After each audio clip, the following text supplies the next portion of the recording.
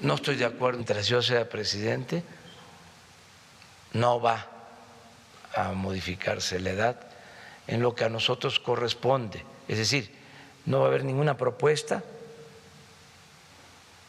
para aumentar la edad de retiro.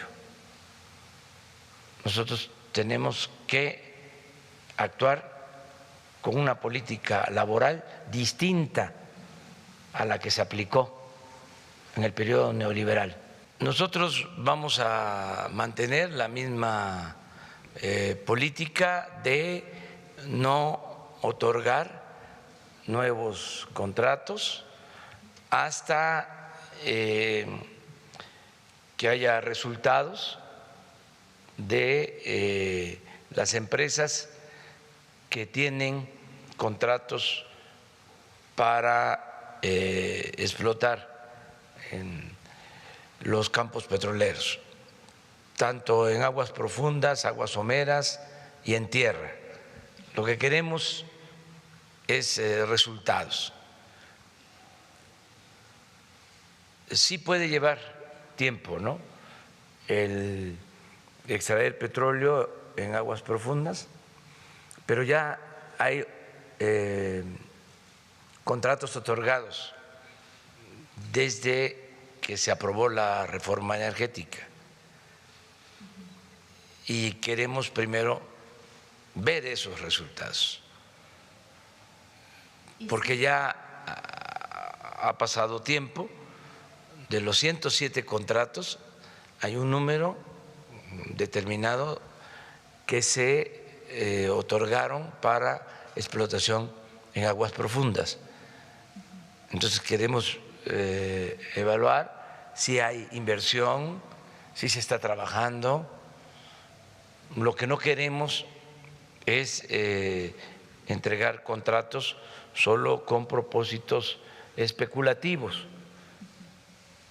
¿Y la posibilidad de alianzas existe o lo contemplarían debido a que la exploración en aguas profundas es algo relevante o que se podría considerar?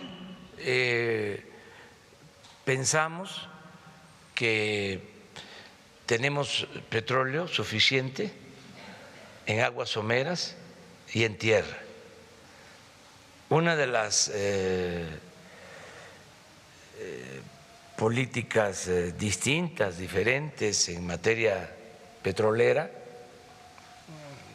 o una de las diferencias de la política anterior a la que estamos llevando a cabo en materia de petróleo, es de que anteriormente se invirtió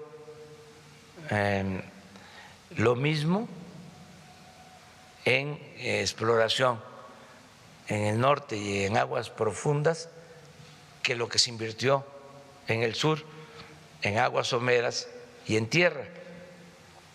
Y consideramos que fue, por decirlo menos, ineficiente, porque el petróleo está en el sur, sureste, en aguas someras y en tierra, y es donde cuesta menos extraerlo. No estoy descartando la posibilidad de explotar en aguas profundas, nada más que para nuestro gobierno la prioridad está en los campos del sur-sureste.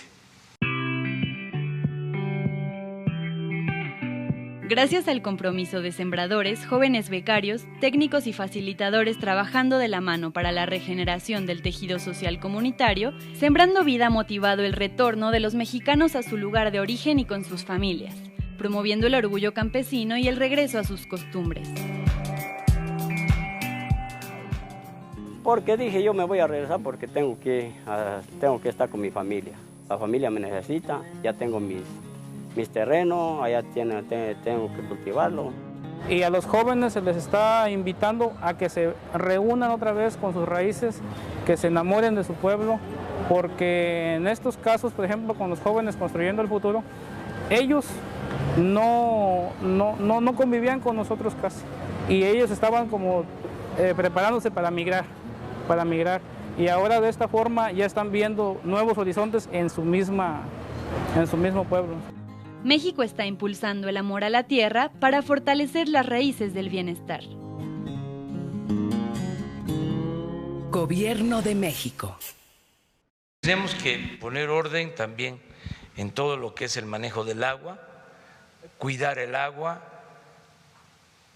no otorgar permisos de construcción en donde no hay agua, unidades habitacionales en donde no se tienen los servicios básicos, donde no hay agua y además donde hay problemas serios de vialidad. Antes los pueblos pues tenían calles angostas. Si en esos pueblos se autoriza la construcción de unidades habitacionales con las mismas calles, pues se generan problemas graves.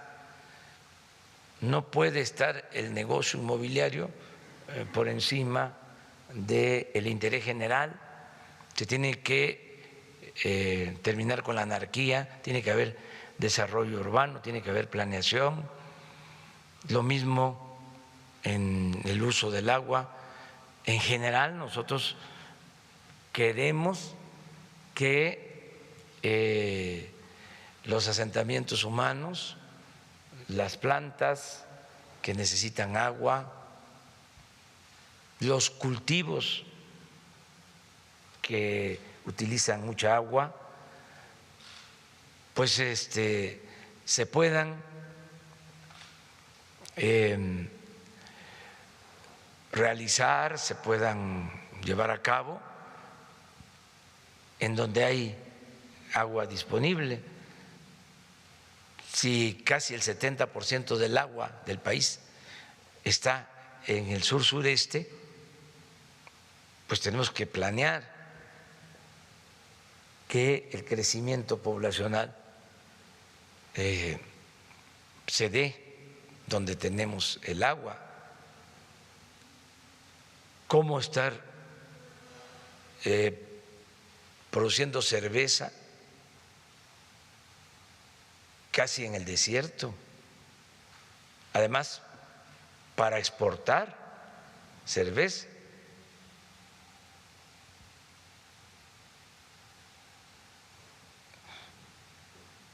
O cómo estar produciendo leche con alfalfa que requiere de mucha agua, también en las partes áridas del país. ¿Por qué no en la cuenca de los Umacinta, del Grijalva, del Papaloapa? Todo eso verlo para cuidar el agua, que tiene que ver con las nuevas generaciones. No podemos nosotros agotar todos los recursos naturales y qué se les va a dejar a los que vienen detrás de nosotros. Tenemos que actuar de manera responsable y proceder legalmente. Gobierno de México.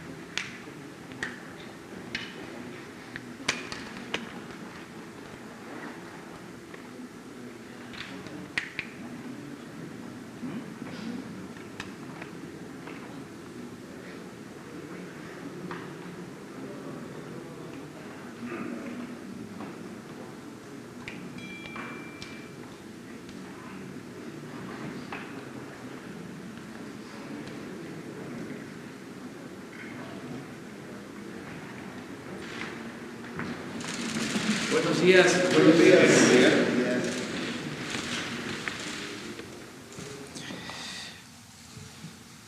El día de hoy vamos a dedicarlo a contestar preguntas, porque vamos a salir, vamos a Sinaloa a una gira a Villa Unión para seguir visitando los hospitales del IMSS Bienestar, y por la noche vamos a estar en Guasave en la inauguración del estadio, la rehabilitación que se hizo al estadio, porque inicia la temporada de béisbol del Pacífico. Mañana vamos a estar en el Hospital del Fuerte y por la tarde vamos a San Quintín, a Baja California. Vamos a hacer una gira por el norte, de modo que salimos hoy. Tenemos tiempo para contestar las preguntas. Empezamos.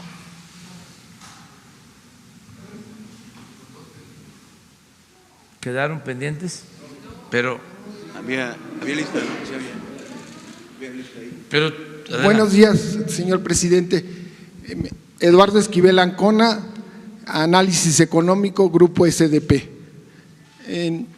Quisiera preguntarle, señor presidente, ¿qué avances tiene el TECMEC en las negociaciones y en qué consiste el anexo 23 de estas negociaciones? ¿Qué es lo que están pidiendo los Estados Unidos? ¿Qué es lo que se está negociando?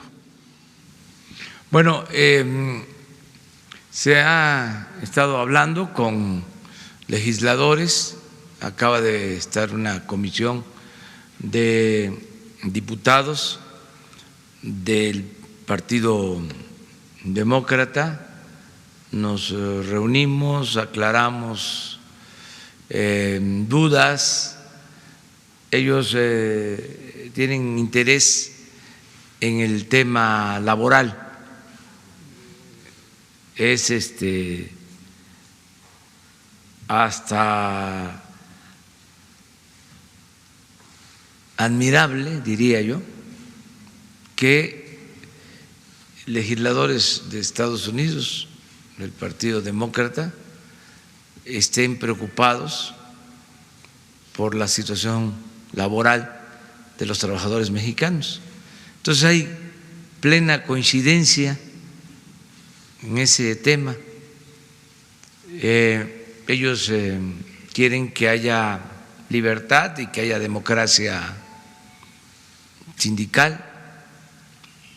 Nosotros promovimos una ley con ese propósito y estamos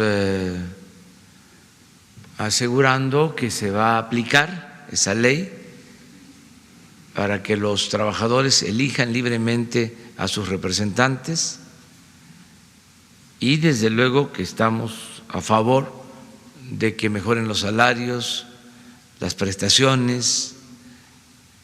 Desde luego esto no se puede hacer por decreto, esto tiene que irse dando de acuerdo a las posibilidades económicas del país, de las empresas, porque se requieren tener las fuentes de trabajo, no quebrar, no cerrar empresas, y hacerlo como se llevó a cabo este año en un acuerdo entre el sector privado, el sector obrero y los representantes del gobierno. Se llegó al acuerdo del aumento salarial del 16%, y así estamos trabajando ya para el próximo aumento en los salarios. Entonces, ese es el tema que a ellos les importa más, y hay coincidencias, y aproveché para enviarle una carta a la señora Pelosi, explicando de que nos conviene a los tres pueblos, a las tres naciones, que se apruebe el tratado, que es importante no solo para México, sino también para Estados Unidos y Canadá, y que no debe de asociarse la aprobación del tratado a la cuestión política electoral, porque hay elecciones en Estados Unidos, como es sabido, y queremos que se aísle lo más que se pueda este asunto, para que no se involucre en las diferencias que se generan por contiendas políticas electorales, las pasiones que despiertan los procesos electorales, pues no deben de contaminar lo que tiene relación con la aprobación del tratado. Creo que van bien las cosas, se va avanzando y tengo confianza en que se va a aprobar, porque también creo que en este tema son más las coincidencias que las diferencias, no solo en México, sino también en Estados Unidos, sean del Partido Republicano, sean del Partido Demócrata, hay la convicción de que conviene aprobar el tratado en los dos partidos. Desde luego, es normal que se pida información, se busque llegar a acuerdos en algunos temas que ya están aprobados. Nosotros pues estamos dispuestos a que se apoye el acuerdo, no estamos pidiendo ningún cambio, ya nosotros lo aprobamos, lo aprobó el Ejecutivo en México y lo aprobó el Poder Legislativo, el Congreso. Entonces estamos esperando nada más la decisión de Estados Unidos. ¿Y Canadá?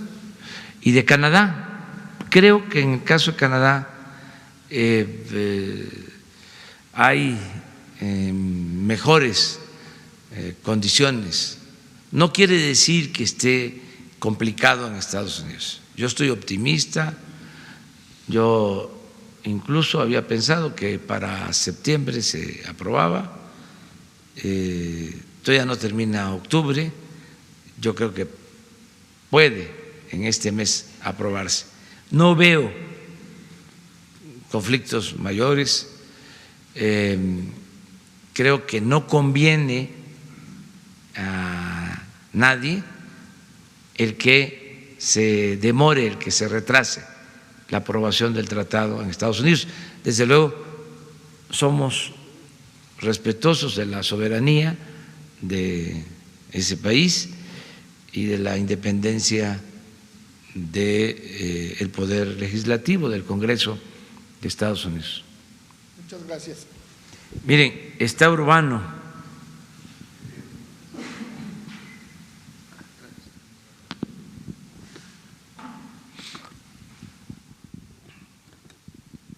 Buenos días, señor presidente. Yo quisiera preguntarle, ¿qué opina usted de la nueva actitud en el Poder Judicial, en la Suprema Corte, y la salida de un importante juzgador del primer circuito, Jorge Camero, que era la voz disidente en el proceso de Santa Lucía, por una parte, La segunda, quisiera preguntarle si tiene usted reportes de la Unidad de Inteligencia Financiera respecto a una investigación en el gobierno de Morelos, concretamente contra Héctor Pablo Ojeda, imputado por vínculos con prestanombres de empresarios muy cercanos a Javier Duarte, ¿verdad? Y en ese mismo contexto, en Morelos, ¿qué opina usted de las declaraciones del gobernador, que dice que incluir a familiares ahora ya no es nepotismo, sino eficiencia por el perfil? Esa sería la segunda. Y un pequeño apunte. Ayer usted citó al secretario Víctor Manuel Toledo, titular de la Semarnat. Si bien no está en contra de usted, ha manifestado fuertes diferencias hacia sus proyectos. Caso específico, la refinería de Dos Bocas, bueno, la construcción de la refinería de Dos Bocas, el Tren Maya. Él está por la emisión de una declaratoria de emergencia ambiental en el concierto mundial, como lo han hecho países como Inglaterra, y que México no quiere entrar a esto. Pero recientemente en la Universidad Nicolaita de Michoacán, él se pronunció en favor de las autodefensas y dice que son heroicas y que son dignas y que hay que apoyarlas, lo cual sistemáticamente está contradiciendo su discurso. ¿Qué opina de esto? Y saber si el próximo lunes en el informe de seguridad se va a incluir también el tema de las autodefensas. Gracias, señor presidente. Muy bien. Bueno, yo celebro el que se actúe en el Poder Judicial para combatir la corrupción. Desde luego, no se puede condenar a nadie sin presentar pruebas, sin llevar a cabo un proceso como lo establece la ley. Pero es un hecho inédito, sobre todo en los últimos tiempos, el que por corrupción o por presunta corrupción, para ser cuidadosos, se destituya a un magistrado. La Suprema Corte tiene, lo hemos dicho en otras ocasiones, y hay que seguirlo repitiendo, porque la política debe ser cada vez más asunto de todos, y antes no se informaba y la gente no sabía cuál era la función de las instituciones, cuáles eran esas funciones y cómo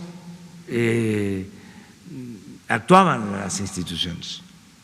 Por ejemplo, si preguntamos a quienes nos están viendo, en honor a la verdad que es revolucionaria, la mentira es reaccionaria, ¿quiénes sabían que existía la judicatura en el Poder Judicial? Y si añadimos a esto y preguntamos si sabían de la judicatura, pero si sabían sobre las funciones de la judicatura, yo estoy seguro que la mayoría de los mexicanos no tiene conocimiento de esta institución. En la época de la Reforma y de la República Restaurada, el ciudadano en general conocía la Constitución. estaba más informado. Ahora hay un despertar ciudadano, hay una etapa nueva, se informa más y hay que aprovechar para estar informando, orientando sobre estos temas. La judicatura pues es el organismo que tiene el Poder Judicial para resolver las diferencias o las malas conductas que se puedan dar al interior del Poder Judicial. No puede castigar a un juez, a un magistrado, a un ministro, el Poder Ejecutivo, solo en el caso de que se trate de un juicio político, eso corresponde al Poder Legislativo. Pero el órgano interno encargado de que no haya corrupción en el Poder Judicial, que los jueces actúen con rectitud, con apego a la legalidad, pues es este organismo, la Judicatura. Y entiendo que este organismo es el que ayer toma la decisión de separar a este magistrado para llevar a cabo una investigación. Esa es la información que tengo. Me parece muy bien, porque imagínense, existía la judicatura o ha existido y nunca se castigaba a jueces, a magistrados, a ministros menos. Y cómo sí a los integrantes del Poder Ejecutivo se les castiga y se les señala si son corruptos, incluso en el caso de legisladores, lo que tiene que ver con el Poder Legislativo. Y en el caso del Poder Judicial había mucho hermetismo, era como el castillo de la pureza. Y ahora se dan estos casos. Por eso lo celebro. Y desde luego esto va a generar polémica, pero qué bueno que se ventile todo este asunto. Y los que se sientan afectados, pues van a decir que es una represalia, pues tienen todo el derecho de probar si existe represalia, y quien está tomando esta decisión tiene que probar de que en efecto hay corrupción. Tengo entendido de que se trata de un depósito de 80 millones de pesos. Estas cosas, de ser ciertas, no se pueden tolerar. Y por eso lo celebro, porque no solo es limpiar de corrupción el Poder Ejecutivo, hay que limpiar de corrupción el Poder Judicial, el Poder Legislativo, todo el gobierno, de arriba para abajo, y que no haya impunidad. Nada de que soy presidente y me protege la Constitución, el 108 de la Constitución, el artículo 108 de la Constitución, y solo puedo ser juzgado por traición a la patria y no puedo ser juzgado por corrupción. El presidente tiene que ser juzgado por todos los delitos, igual que cualquier ciudadano. Y esa es la reforma que queremos que se apruebe en el Congreso. Envié esa iniciativa para modificar el 108 constitucional y tenemos nosotros que dar el ejemplo. Entonces, que nadie se rasgue las vestiduras, ya se acabó aquello de que no se podía tocar al intocable. No hay impunidad. No es castigar nada más al que no tiene con qué comprar su inocencia y al que tiene influencias, al que tiene agarraderas, se le protege, se le perdona todo. Ya eso se terminó. Es acabar con la corrupción y con la impunidad. No le hace que sea polémico. Ese es mi punto de vista.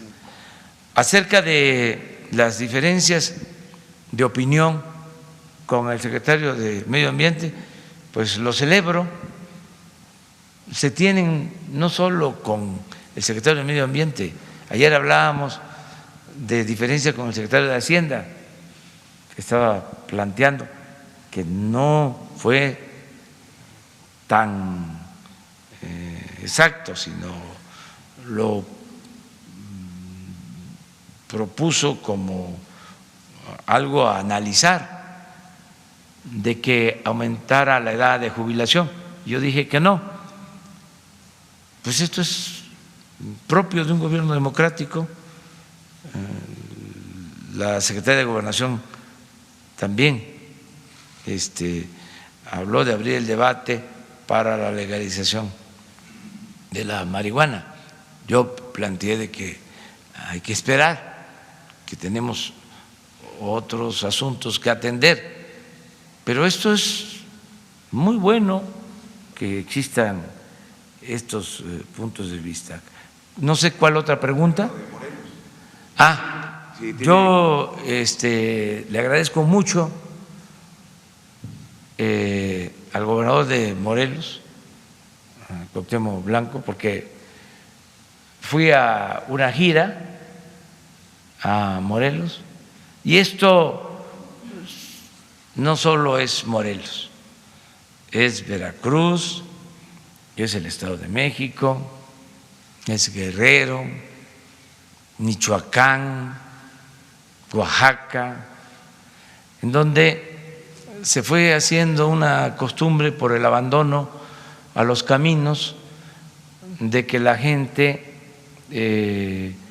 niños, adultos, tapan los huecos con tierra. Me tocó verlo mucho tiempo y he hecho hasta videos cuando estaba en la oposición. Me acuerdo de un video que hice en la Sierra de Puebla, de Zacapuastla a Zacatlán, donde también gente tapando los huecos, los baches con tierra. Y ahora regreso, bueno, estoy de nuevo recorriendo los pueblos como siempre y lo mismo. Entonces, ni modo que pase yo y que no diga nada. Entonces grabé un video diciendo, vamos a ponernos de acuerdo para resolver esto, que no se tenga que llevar a cabo este tipo de acciones. La autoridad municipal, las autoridades estatales, la autoridad federal en lo que corresponde. Se tiene también que saber que está muy bien delimitado cuáles son carreteras federales, cuáles son estatales o locales, pero corresponda a quien corresponda, se tiene que evitar eso, porque se abandonan los caminos, la gente pues toma esta decisión, pide cooperación bien merecida para el Chesco, pero esto es en distintas partes. Entonces, cuando hice el video, la actitud del gobernador de Morelos fue muy positiva. En vez de enojarse por el señalamiento, porque además no era ese el propósito, aunque quisieron algunos cucarlo,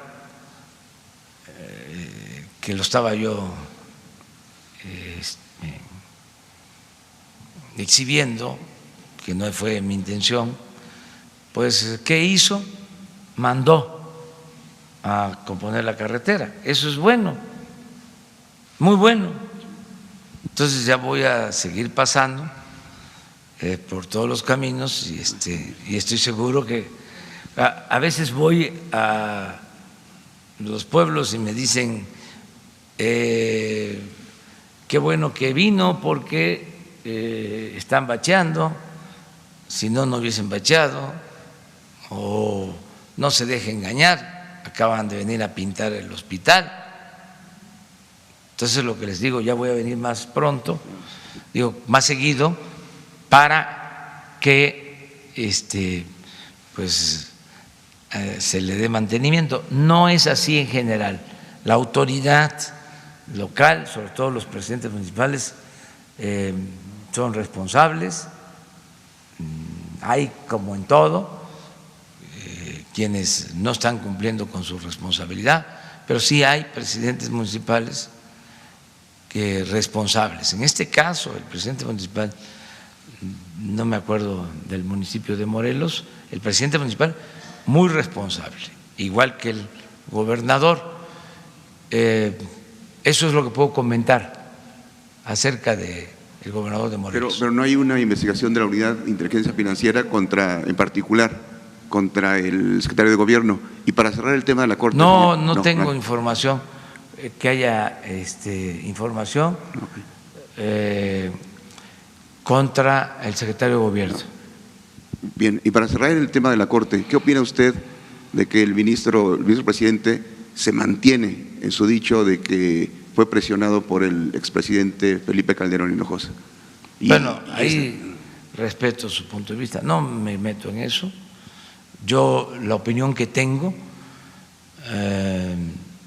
del ministro Saldívar, presidente de la Corte, es que es un hombre íntegro, que le tengo confianza. Eso es todo lo que puedo decir, nada más. Pero ya meterme a debates sobre otros temas, no. Sí lo considero una gente honorable, de bien, me da confianza, si no, no lo diría. Y eso que está haciendo debe de tener el apoyo de los ciudadanos, porque hay que limpiar el Poder Judicial y va a ser de mucho apoyo, con autonomía, con independencia, porque también se puede estar pensando que somos nosotros. Yo ni sabía de la existencia de este magistrado, hasta ahora me estoy enterando. No sabía de la existencia de este magistrado. No nos metemos nosotros en estos asuntos. Sí celebro que no se tolere la corrupción, cero corrupción. Estigmatizar al corrupto, también con el matiz de que nadie puede ser juzgado a priori, no es a justicia y luego averiguas, no, todo el mundo tiene derecho a defenderse legalmente, pero si hay indicios de corrupción, no se puede estar en el cargo mientras se hace la investigación para afuera. Y y es difícil acumular dinero si se trabaja honestamente en el servicio público. ¿Cuánto gana el presidente de la República? 108,000 pesos al año, 1.200.000. Eso si no gastara yo en nada. La verdad que no gasto mucho porque soy austero. Mira, aquí está la cartera, no hay mucho, pero de todas maneras 1.200.000, 1 millón con aguinaldo, menos 1.500.000 al año. En 6 años, que no son 6, son menos, 8 millones, 10, 80, o sea, son 10 veces más. Ahí sí que, ¿de dónde? Y hay otros que no son de 80, que son de mucho más. Entonces, ya se acabó. El gobierno no es para hacer negocios, es para servirle al pueblo. Y antes se veía normal, ya no. Esas cosas no se deben de permitir. Y no tratar de justificar la corrupción, para nada, cero corrupción. Muy bien. El comentario que dijo el gobernador sobre el nepotismo al contratar a familiares. No, eso si legalmente está prohibido, no se debe de permitir. Si el gobierno no es el DIF, no es para la familia. Pero él argumenta que cuentan con la capacitación, con las credenciales. Pero si la ley lo prohíbe, aunque sea una eminencia,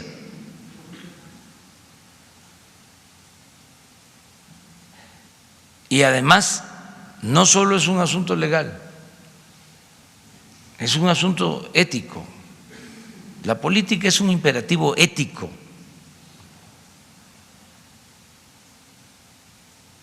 Pero cuando menos lo legal.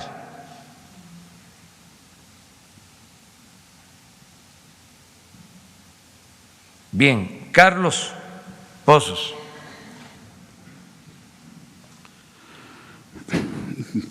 Presidente constitucional de los Estados Unidos mexicanos, su servidor Carlos Pozos, reportero de la revista Petróleo y Energía. Desde 1929, el Congreso de la Unión aprobó la conmemoración del Día de la Raza. Mañana se cumplen 90 años de esta conmemoración con motivo de la raza.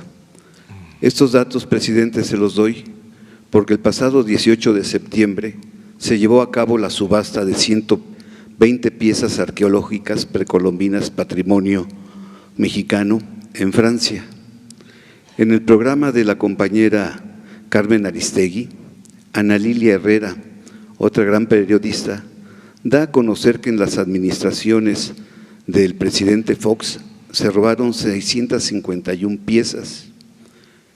Con Calderón se robaron 2.140 piezas y con Enrique Peña Nieto, tan solo al mes de agosto de 2016, se llevaba nada más la cantidad de 2.200 piezas robadas.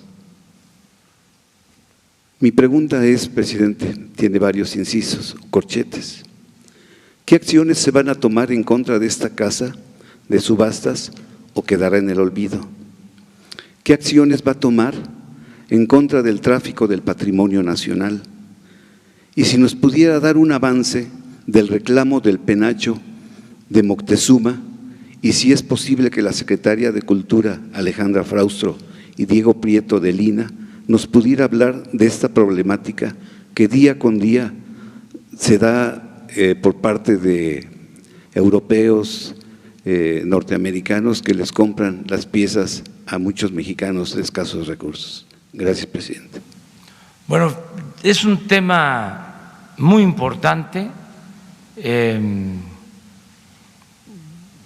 trascendente, que amerita la definición de la política de la nueva administración, del nuevo gobierno, sobre la protección y la defensa de nuestro patrimonio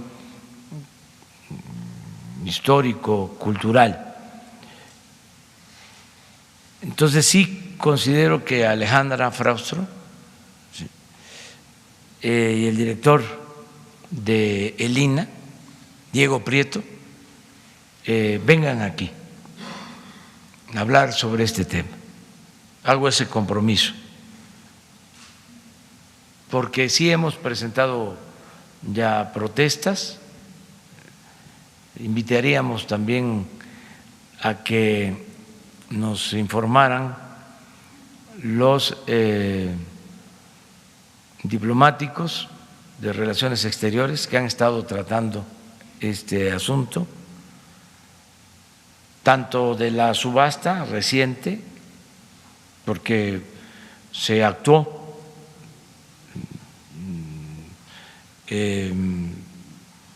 política y legalmente, como acerca de lo del penacho.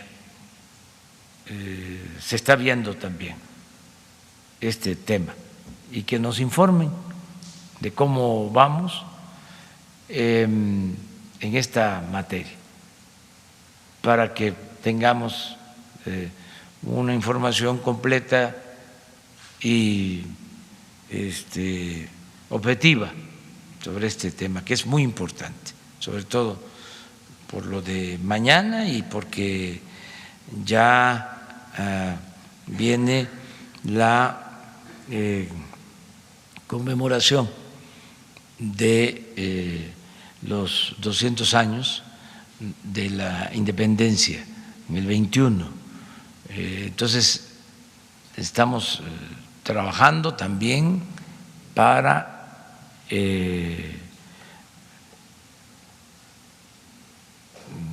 darle todo el peso, toda la importancia a nuestra memoria histórica, ¿sí? Y poder recordar de dónde venimos, nuestra historia, y tener muy presente cuando México formalmente se constituye en nación independiente. Entonces, vamos a tratar este asunto. Cuando mandé unas cartas con este propósito hubo mucha polémica. No estamos tocando ahora ese tema. No quiere decir que lo olvidamos, porque consideramos que son momentos para la reconciliación y que se debe de pedir perdón por los abusos que se cometieron durante la invasión, en este caso la conquista, y pedir perdón por todas las invasiones y también por la represión a comunidades, a pueblos originarios, y no nos afecta en nada el que actuemos así entre las naciones y hacer lo propio nosotros, pedir perdón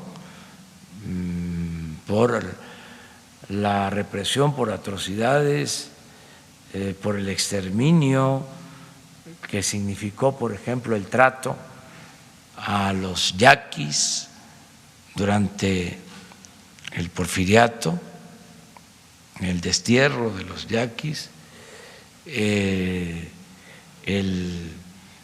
despojo de sus tierras y convertirlos en esclavos, y la muerte de miles de yaquis, y lo mismo el asesinato de miles de ciudadanos chinos en nuestro país.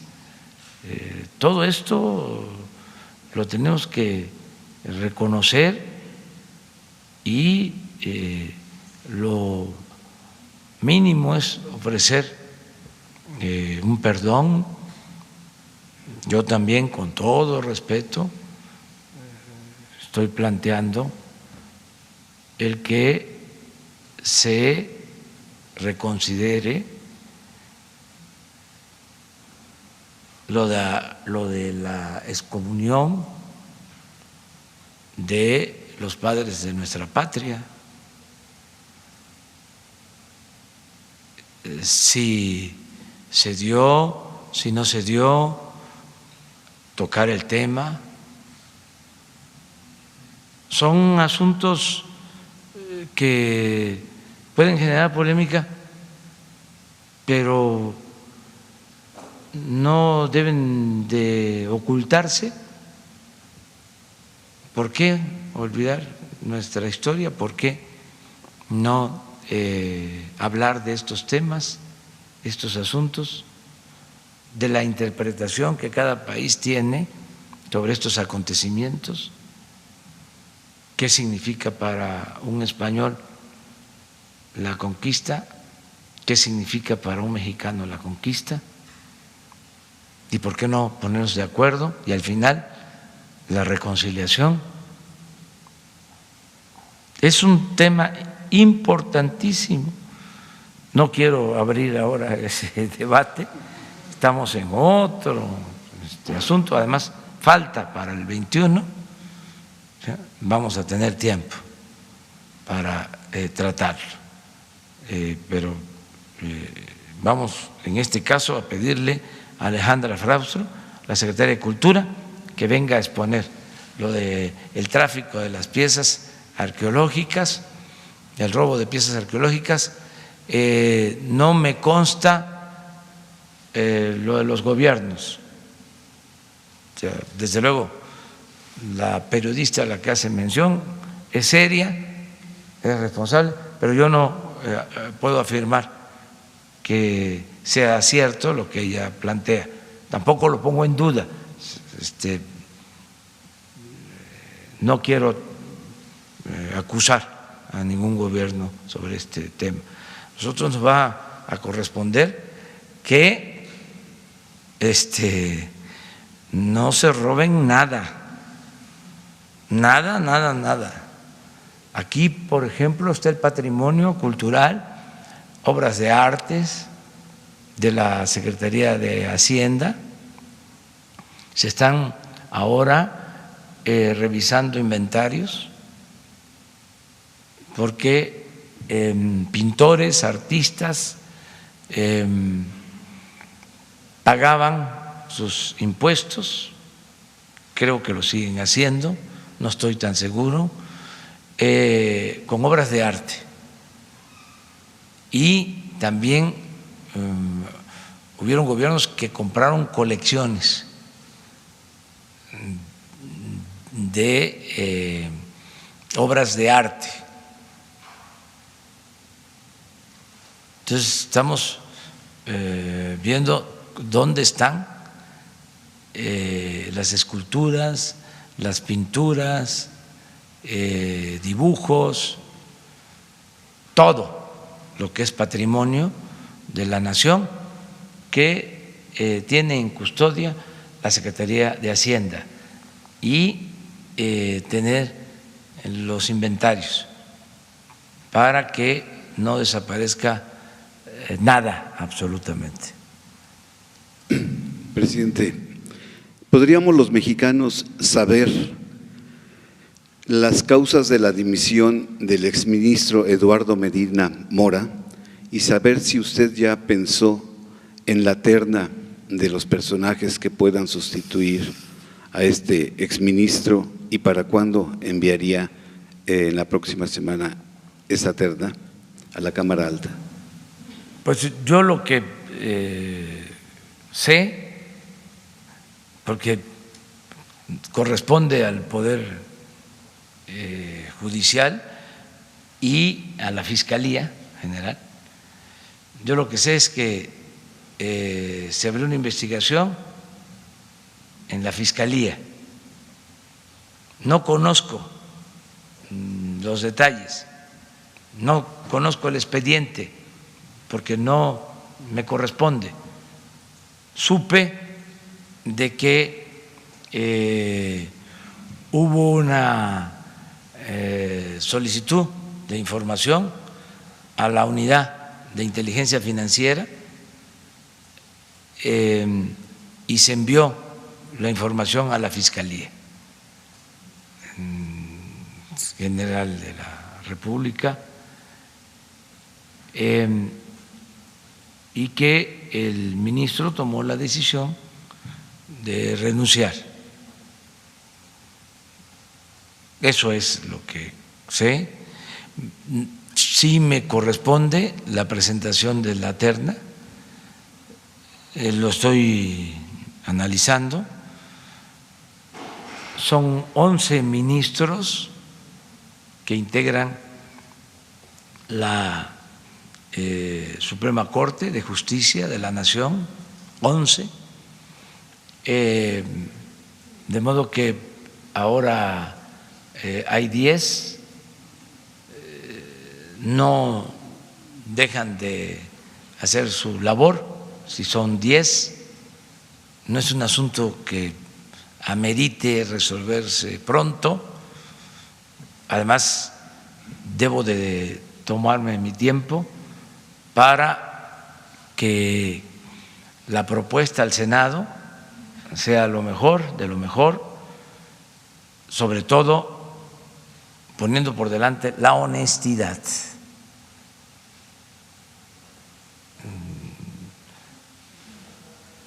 99.9 honestidad y el resto conocimiento y deseos de trabajar. Sea hombre o sea mujer. Sea hombre o sea mujer. Honestos, ¿sí? Mujer o hombre. También creo que hay de los 10 ministros 3 mujeres o dos. Por eso casi es un clamor el que la propuesta, que la terna sean mujeres. Pero todo eso lo estoy analizando bien.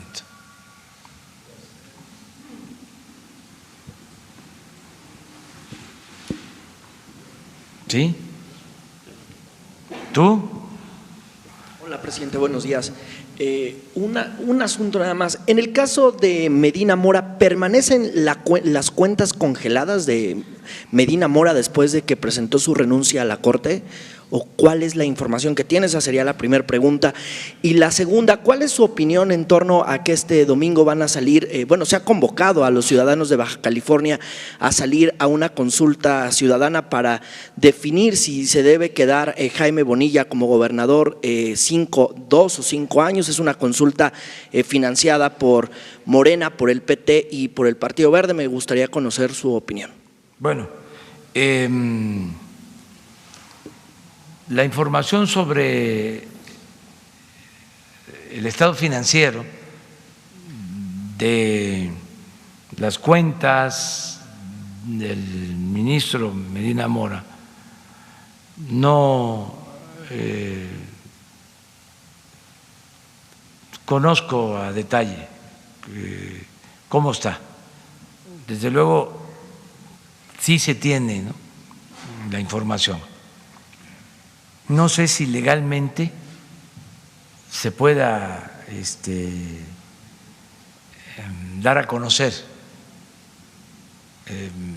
Si se puede dar a conocer, le voy a pedir a Santiago Nieto que les informe el día de hoy. Sí, es que ayer justo en su cuenta de Twitter ponía que se habían suspendido algunas cuentas de Medina Mora después de su renuncia a la Suprema Corte. ¿Lo puso quién? Santiago Nieto en su cuenta de Twitter.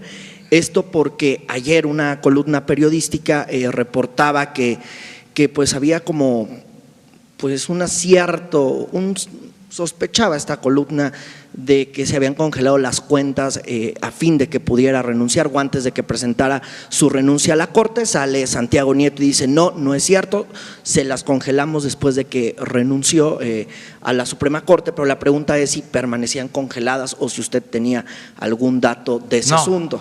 Es lo que pueda aportar Santiago Nieto. Yo considero que eso es lo real, lo que Santiago está informando.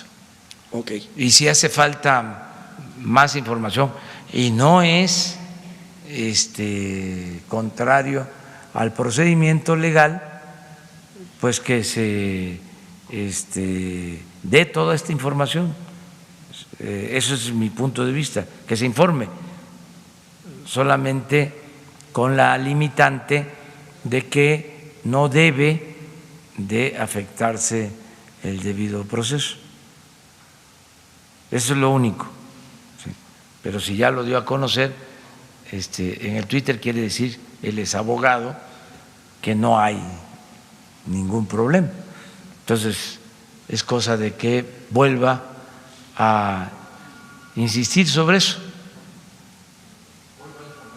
Hoy va a informar. Entonces, acerca de lo de Baja California, yo voy para allá mañana. Yo no voy a estar el domingo,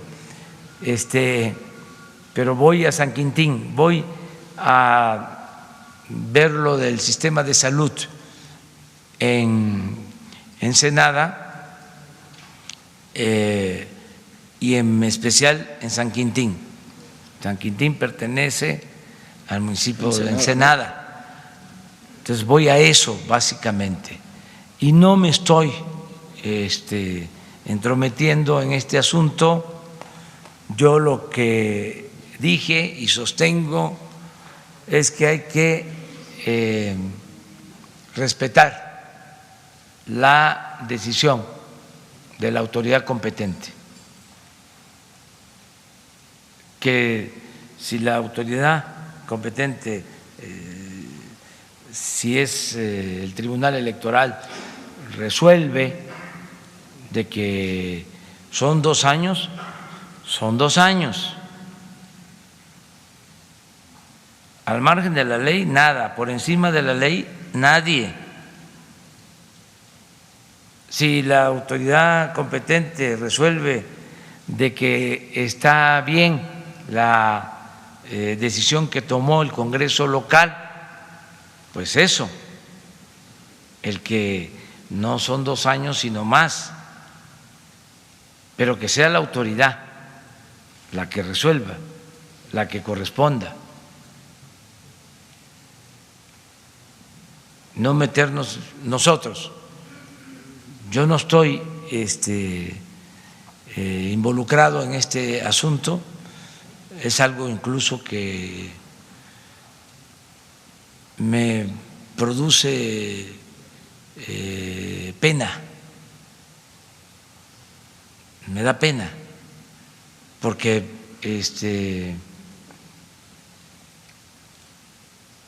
no debe de estarse discutiendo sobre estos asuntos. Hay que respetar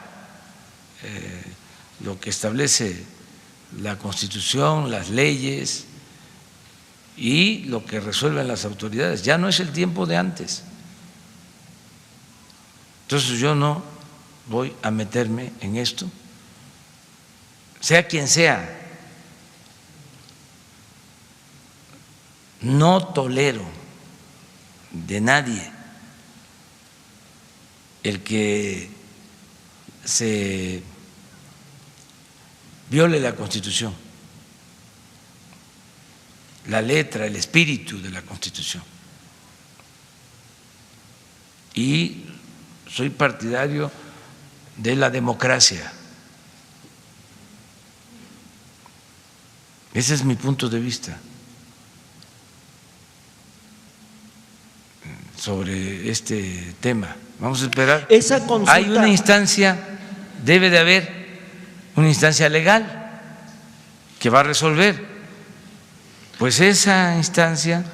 Pero entonces esa consulta no sale sobrando, el sacar a la ciudadanía a que vaya a decidir una decisión que toman los diputados locales y que sobrepasa, inclusive de acuerdo a lo que bien decía ya Olga Sánchez Cordero, pues sobrepasa la jerarquía de la ley y de las decisiones que pueden tomar los diputados locales. No es como pues estar sacando de más a la ciudadanía. ¿No sale sobrando esta consulta? Es que la ciudadanía no es una ciudadanía imaginaria, manipulable. Los ciudadanos de Baja California están muy politizados, muy conscientes. Se pueden hacer todos los ejercicios, todo el mundo tiene libertad para expresarse, manifestarse a favor, en contra. Aquí lo interesante es que debe de haber una instancia legal que resuelva, sin presiones de ningún tipo. Y todos apegarnos a esa decisión. No estar con chicanadas de ningún tipo, ¿sí? No retorciendo pues la ley. O sea, eso correspondía al antiguo régimen. Por eso no debe de preocuparnos en nada. Vamos a esperar a que haya una decisión y acatarla,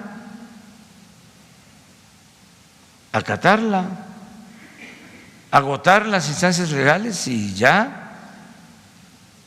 resolver sobre este asunto. Y no le hace que lo haya planteado Morena o el PT o todos los partidos, porque esta decisión, les recuerdo, de ampliar el periodo, la tomó el Congreso local, que tiene mayoría panista, porque a veces se olvidan las cosas. Entonces, quien sea, no importa. Si se está pisoteando la ley, si se está dañando la democracia, no debe de permitirse. Pero tiene que ser la autoridad la que resuelva. Y si es buena o no es buena la consulta, pues que se haga la consulta, que todo el mundo se exprese, que todo el mundo se manifieste. Al final, en este caso en particular, va a ser la autoridad la que va a resolver. Se lo dejan a la cancha del Poder Judicial. ¿Mande? Se lo dejan a la cancha del Poder Judicial. Sí, que el Poder Judicial resuelva. ¿Y el domingo mantiene su agenda privada aquí en Ciudad de México? ¿El domingo? El domingo. Es que regreso. ¿De San Quintín? Sí, okay. Regreso. Es que me quedo a dormir allá en Ensenada y al día siguiente regreso para acá, domingo. Ok, gracias.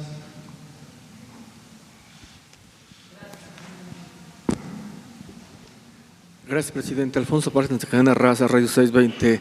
Preguntarle sobre este llamado que usted hace sobre la reconciliación, sin entrar en el tema político, velo con ese… ¿Cómo? No sobre el tema bien. de la reconciliación, sí. que usted hace un llamado, que es momento de actuar ya, de pedir perdón.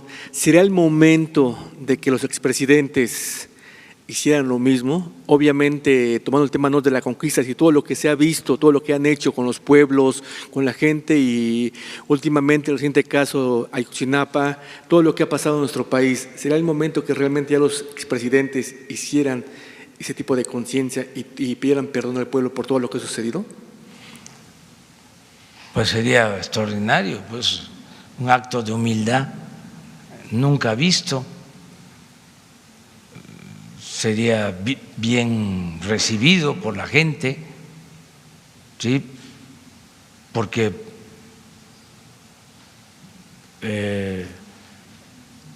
el ofrecer disculpa, el pedir perdón, ¿sí? Es de seres humanos sublimes. O sea, es un acto de humildad extraordinario, excepcional. Es decir, pues yo cometí estos errores, yo me equivoqué en esto y ofrezco disculpas. O sea, no caer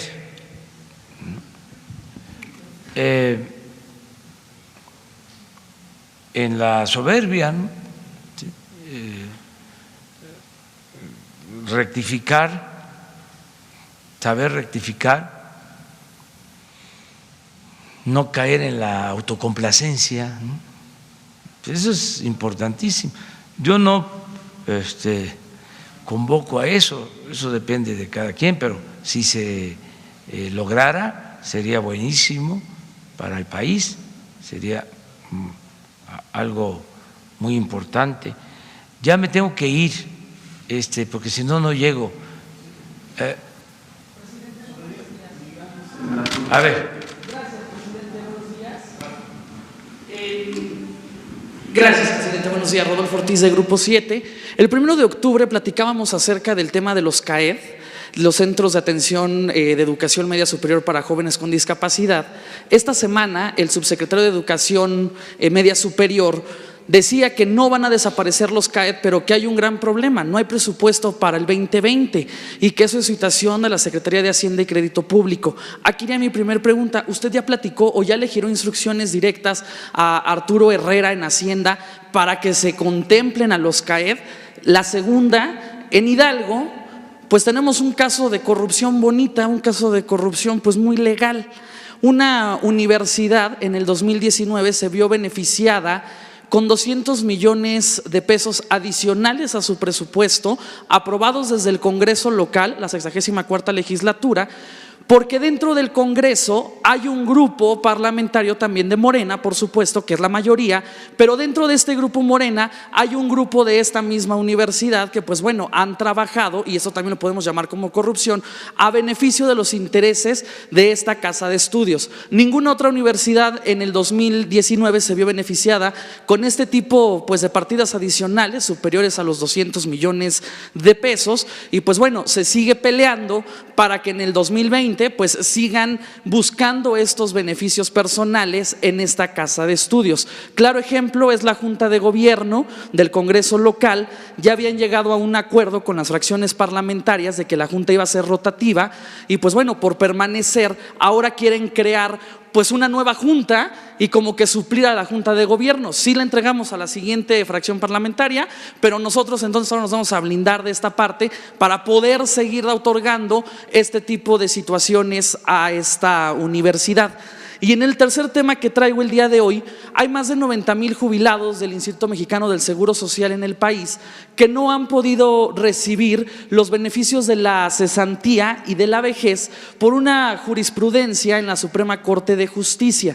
Aquí mi pregunta es, presidente, ¿usted de qué manera pudiese ayudar a estos jubilados del IMSS para que reciban este recurso? Estamos hablando que es un promedio de 300,000 pesos, más o menos. Hay algunos pues que son médicos y tienen más de 1 millón de pesos en esta cesantía y vejez para que se los puedan entregar. Ellos han buscado diversas vías, tanto por la vía legal, se han manifestado también pacíficamente aquí en la Ciudad de México y no han logrado y no han tenido un objetivo. Y la última, pues bueno, se acerca el Tianguis de Pueblos Mágicos que va a ser sede Pachuca en el estado de Hidalgo, y también me gustaría saber cuáles son los estados que ya han levantado la mano para los próximos Tianguis de Pueblos Mágicos. Gracias, presidente. Sí, bueno, primero, comentar de que no se cierra ninguna escuela, al contrario, se van a abrir más escuelas. Okay. Las escuelas no se pueden cerrar. Segundo, este asunto de la Universidad de Hidalgo, pues se está atendiendo. La Secretaría de Gobernación está ayudando en la conciliación, porque hay dos partes sobre lo de la Universidad de Hidalgo. Lo de los jubilados, pensionados del seguro, le voy a pedir a Zoé Robledo que los atienda, que tú nos ayudes para que quienes tienen esta demanda se entrevisten con Zoé y le planteen. El director del Instituto del Seguro Social, Zoé Robledo, es un extraordinario, muy buen servidor público. Estoy muy contento con su desempeño y es una gente recta y sensible, y si hay un derecho, si es un asunto de justicia, va a ser atendido. Eso es lo que puedo comentar. Lo de los pueblos mágicos, yo estoy constantemente en las comunidades, celebro que se mantengan las costumbres, las tradiciones, las lenguas, nuestras culturas. Celebro eso. No sé si pueda asistir a Pachuca, pero si no puedo yo estar, sin duda va a estar la Secretaría de Cultura y vamos a apoyar todo eso. Ah, claro, Miguel Torruco también.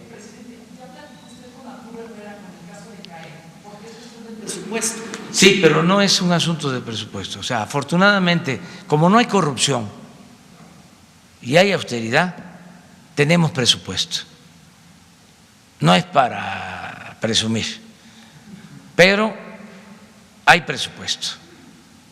Y más cuando se trata de la educación. Le doy un dato adicional. El secretario de Hacienda es de Hidalgo.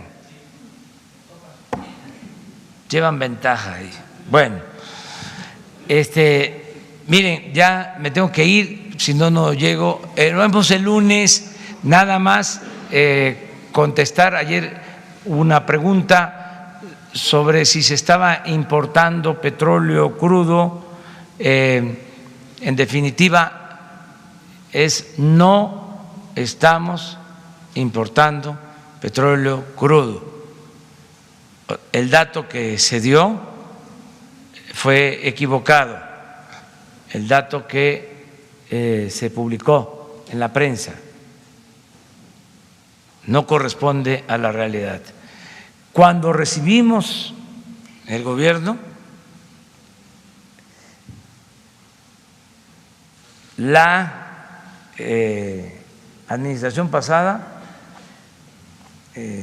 tenía comprados alrededor de 300,000 barriles, pero eso fue al inicio, que hasta aquí lo planteé de que era el colmo, de que por primera vez en muchos años, lo cual demostraba que la llamada reforma energética fue un rotundo fracaso, por primera vez en muchos años, después de la expropiación petrolera, se había llegado a comprar petróleo crudo para las refinerías y dimos la orden terminante de que eso no volviera a suceder. Y ahora, afortunadamente, ya se estabilizó la producción de petróleo, que se estaba cayendo, que venía en picada desde hace 14 años, porque padecimos de administraciones ineficientes y corruptas. El neoliberalismo tiene ese distintivo, la corrupción es como el conservadurismo, son muy corruptos. Entonces lo aclaro para que no quede ninguna duda, porque ayer se nos preguntó sobre eso. Hoy se va a entregar un informe al respecto para que tengamos todos los elementos. Y muchas gracias y nos vemos.